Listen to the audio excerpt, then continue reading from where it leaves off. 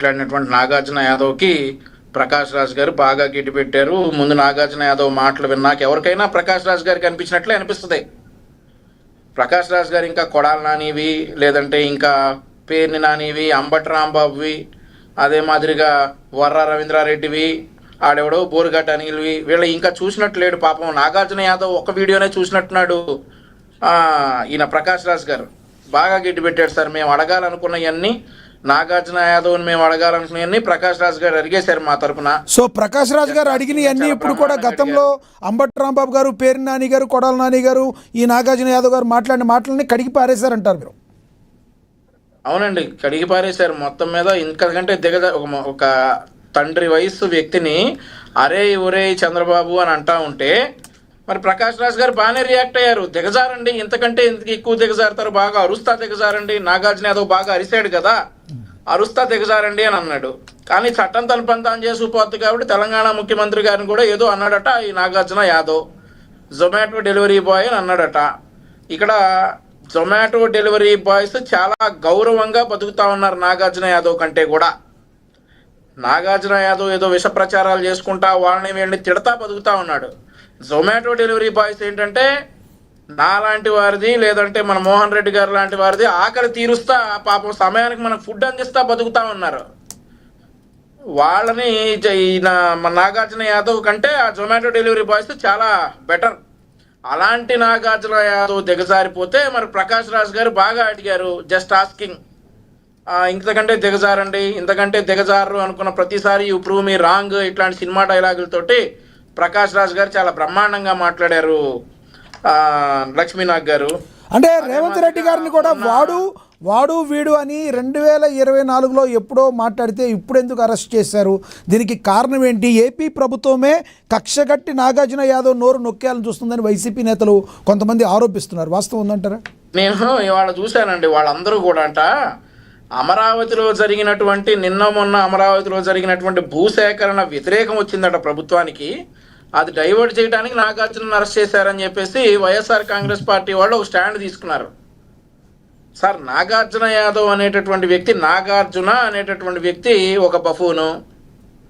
తండ్రి లాంటి వ్యక్తుల్ని, అలాంటి తండ్రి వయసులో ఉన్న వాళ్ళని, లేదంటే ముఖ్యమంత్రి స్థాయిలో ఉండాలని అరే ఉరే అని అంట ఒక జోకర్ లాగా పాపం ఈరోజు అతను అన్నదానికి పర్యవసానం భరించారు.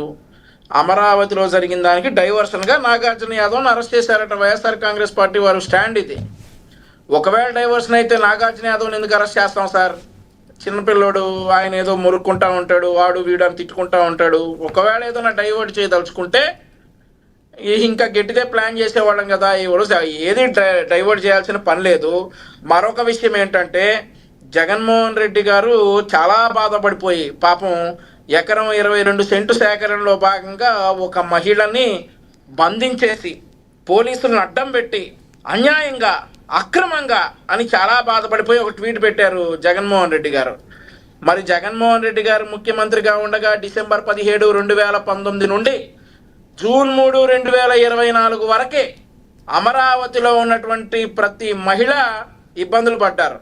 29,000 ఎకరాలు ఇచ్చిన 33,000 మంది, 33,000 ఎకరాలు ఇచ్చిన 29,000 మంది రైతులు అదే మాదిరిగా ఇబ్బంది పడ్డారు. మహిళల పొత్తి కడుపుల్లో పోలీసు బూట్లు దెబ్బలు పడ్డాయి. మహిళల వీపుల మీద పోలీసు లాఠీలు పగిలినాయి. మహిళల రొమ్ముల మీద పోలీసు బూట్ కాళ్ళు పడ్డాయి. అప్పుడు బాధపడని జగన్మోహన్ రెడ్డి ఈరోజు సీడ్ యాక్సెస్ రోడ్ డెవలప్మెంట్కి తప్పనిసరి పరిస్థితుల్లో భూసేకరణ చేయాల్సి వస్తే బాగా బాధపడిపోయాడు సార్. మరి 5 సంవత్సరాలు 1675 రోజులు అమరావతి రైతులు ఉద్యమం చేస్తే అది తొంగి చూడని జగన్మోహన్ రెడ్డి ఈరోజు మరి ఒక్క గంట సేపు అక్కడ బలవంతపు భూసేకరణ, అమరావతి మొత్తం ఇలాగనే ఎకరం 22 సెంటు భూసేకరణ చేశారు. చంద్రబాబు నాయుడు గారిని నమ్మి 33,000 ఎకరాలు ఇచ్చారు. ఒక్క ఎకరం భూసేకరణ చేస్తే బలవంతపు భూసేకరణ అమరావతి మొత్తం జరిగిపోతా ఉందని చాలా బాధపడ్డ జగన్మోహన్ రెడ్డి గత 1675 రోజులు ఏం చేశాడో చెప్పాలి. ఇక దాన్ని డైవర్ట్ చేయడానికి ఈ నోటితోలు నాగార్జున అరెస్ట్ చేసామని చెప్పేసి వీళ్ళ ఏడుపులు ఏడ్చుకోండి. That doesn't do any impact. ఈరోజు నోరు మంచిదైతే అన్నీ మంచిగా ఉంటాయి. సో నాగార్జున యాదవ్ అనేటటువంటి వ్యక్తి అరెస్ట్ని ఒక డైవర్షన్గా కాకుండా తెలంగాణ ముఖ్యమంత్రి గారిని దూషించిన కారణంగా అతన్ని అరెస్ట్ చేయడం జరిగింది అని చెప్పేసి ఆల్రెడీ వాళ్ళు ఇన్ఫార్మ్ చేశారు. ఇందులో ఎలాంటి టాపిక్ డైవర్షన్స్ లేవని చెప్పేసి తెలుగుదేశం పార్టీ తరపున, కూటమి ప్రభుత్వం తరపున చెప్తా ఉన్నారు లక్ష్మీనాథ్ గారు. ఎస్, నేను మళ్ళీ మాట్లాడతా సార్ మీతో. మనతోటి జనసేన అధికార ప్రతినిధి కౌజర్ సనా కౌజర్ బేగం గారు ఉన్నారు, ఆవిడతో మాట్లాడదాం. కౌజర్ గారు నమస్తే అండి. నమస్తే అండి. కౌజర్ గారు, దిగజారుడు రాజకీయాలు చేస్తున్నారని ప్రకాష్ రాజ్ గారు ఇందాకడైతే వైసీపీ వారిని ఉద్దేశించి మాట్లాడారు, వాళ్ళ మంత్రులను ఉద్దేశించి మాట్లాడారు, అంత దిగజారిపై మాట్లాడారు కాబట్టి వాళ్ళు ఉద్దేశించి భలే మాట్లాడారని వంశీ గారు అయితే చెప్పారు. కానీ దీనిలో జన సైనికులు, కొంతమంది జనసేన నేతలు అని చెప్పి మీ పేర్లు మెన్షన్ చేశారు ప్రకాష్ రాజ్ గారు. మీరు ఎలా చూస్తారు? ఇదే ప్రకాష్ రాజ్ గారిని గతంలో మీరు ఎత్తిన పెట్టుకుంది మీ మెగా ఫ్యామిలీ. ఈరోజు ఏం జరుగుతుంది ప్రకాష్ రాజ్ గారి ద్వారా, ఏం చెప్తారు మీరు? ప్రకాష్ రాజ్ గారు అండి intellectual with wrong prospective person అండి ఆయన. సో ఆయన ఇంటెలెక్చువల్ ఎలా అనుకుంటున్నారంటే, ఆయన మేధావితనం ఎలా ప్రూవ్ చేసుకుంటున్నారంటే, ప్రపంచంలో ఎవరు మేధావి కాదు, నేనే పెద్ద మేధావి అని చెప్పి ఆయన ఫీల్ అయిపోతూ ఉంటాడు. అందుకే జన సైనికుల్ని, మా అధినేత పవన్ కళ్యాణ్ గారి మీద ఏడుస్తూ ఉంటాడు అనమాట. రైట్, చెప్పండి, ఏం చెప్పదలుచుకున్నారు మీరు? ఈ దిగజారుడు రాజకీయాలు ఎవరు చేస్తున్నారంటే ఏం చెప్తారు, ఏం చెప్పదలుచుకున్నారు చెప్పండి. దిగజారుడు రాజకీయాలు మేము చేయట్లేదండి. దిగజారుడు రాజకీయాలు చేసింది 5 సంవత్సరాల పాలనలో ఉన్న వైసీపీ వాళ్ళు. పాపం అప్పుడు ఆయన కళ్ళు మూసుకుపోయి ఉండుంటాయి. ప్రకాష్ రాజ్ గారికి ఏం కనిపించి ఉండదు, నిద్రపోతూ ఉంటాడు. ఇప్పుడు మేల్కొన్నారు ఆయన. ఇప్పుడు రాజకీయాల్లో ఎవరైనా రావచ్చండి, ఎవరైనా పోటీ చేయొచ్చు, కంటెస్ట్ చేయొచ్చు. ఆయనకి రాజకీయాల మీద ఆసక్తి ఉంటే ఆయన గ్రౌండ్లో రమ్మని చెప్పండి, ప్రజా సమస్యల మీద ఫైట్ చేయమని చెప్పండి. ఓన్లీ ట్వీట్లో, యూట్యూబ్లో మాట్లాడితే సరిపోదండి. గ్రౌండ్లో రియాలిటీ వేరేగా ఉంటుంది. ఎంతసేపటికి మా అధినేత పవన్ కళ్యాణ్ గారి మీద, జన సైనికుల మీద పడి ఏడుస్తూ ఉంటాడు ఆయన. ఇంటెలెక్చువల్ గా ఆయన మేధావి అని ఆయన ఫీలింగ్. రైట్, ఒకసారి సనా గారు ఒక మాట చెప్పండి. ఏదైతే పవన్ కళ్యాణ్ గారు గతంలో బూతులు తిట్టాడు కాబట్టి నేను అలాగే తిడుతున్నానని చెప్పి రావణ్ అదే స్టేజ్ నుంచి మాట్లాడాడు, దీన్ని ఎలా చూస్తారు అసలు మీరు? పవన్ కళ్యాణ్ గారు బూతులు తిట్టారంటండి. ఎప్పుడు తిట్టారంట పవన్ కళ్యాణ్ గారు బూతులు? దేనండి, చెప్పుతో కొడతాను వైసీపీ గోండా కొడకల్లారా అని ఏదైతే అన్నాడో నేను అదే మాట్లాడాను, నాకు పవన్ కళ్యాణ్కి తేడా ఏంటి అడుగుతున్నాడు ఆయన. చెప్పుతో కొడతాను అని చెప్పి పవన్ కళ్యాణ్ గారు చెప్పింది ఎప్పుడండి? ప్యాకేజ్ స్టార్ అని చెప్పి వీళ్ళు బద్నాం చేసి పవన్ కళ్యాణ్ గారిని నోరు మూయకపోతే నోరు మూయించడానికి ఆయన చెప్పు చూపించాడు.